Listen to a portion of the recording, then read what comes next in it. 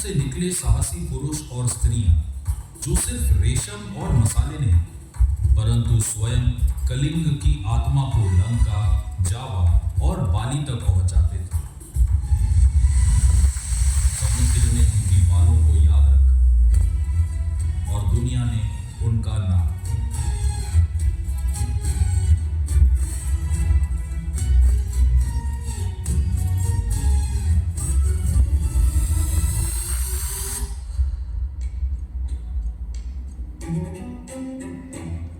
पर कौन जानता था कि उत्तर में पाटलिपुत्र के सिंहासन पर बैठे एक महत्वाकांक्षी योद्धा की नजर इस धरती पर थी।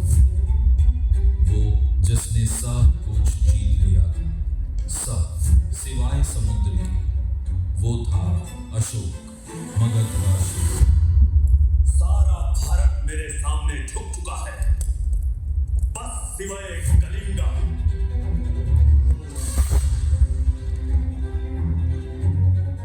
अशोक 1,00,000 सैनिकों के साथ आगे बढ़ा। उसका हर कदम विध्वंस की घंटी बजाता था।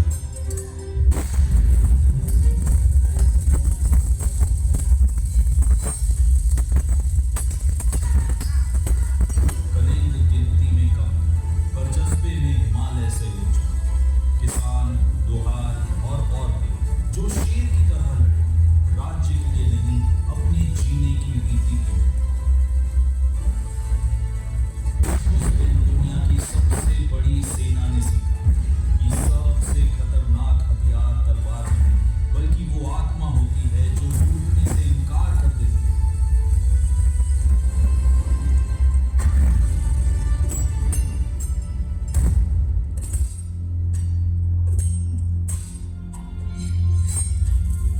युद्ध समाप्त हुआ। कलिंग खामोश था। 1,00,000 प्राण न्यौछावर हो चुके थे और जो जिंदा बचे, उनके बीच थी एक ऐसी खामोशी जो चीखों से भी ज्यादा भयानक थी, जिसने पत्थर तक चीर दिया। उस खामोशी में अशोक ने अपने आप को देखा, एक विजेता के रूप में नहीं, बल्कि एक ऐसे मनुष्य के रूप में जिसने अपनी मानवता का ही खून कर दिया था। अगर ये जीत है तो हार कैसे होती है?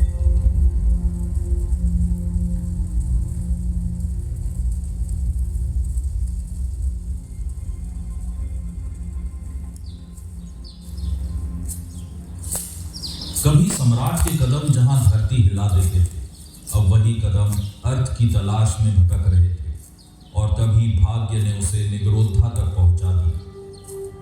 निगरोधा, एक युवा बौद्ध भिक्षु जो वट वृक्ष के नीचे ध्यान में लीन था। उसका चेहरा शोक के रेगिस्तान में शांति का एक न खालिस्तान था। प्रभु, आपने दुनिया पर राज करना चाहा, पर शांति तो उन पर राज करती है जो समर्पण करना सीख लेते हैं। निगरोधा की शांति से प्रेरित होकर अशोक ने अपना हृदय बदल दिया। उसने बुद्ध के मार्ग को अपनाया, करुणा को जीत पर और शांति को शक्ति पर चुना।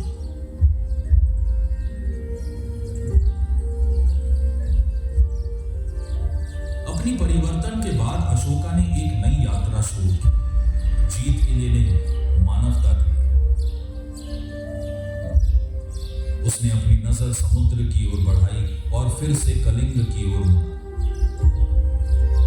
कलिंग के मंदिरों से उठी बुद्ध की शिक्षाएं अब निकल पड़ी थी, लंका के हृदय तक, बर्मा, जावा और बाली के तट तक।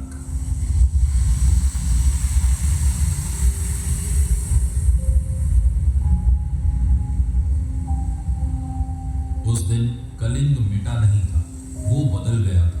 युद्ध के घावों से उठी एक ऐसी सभ्यता जिन्होंने दुनिया को दया और शांति का मार्ग दिखाया। युद्ध नहीं, ज्ञान ने जन्म लिया था। कलिंग, जहां युद्ध से शांति जन्म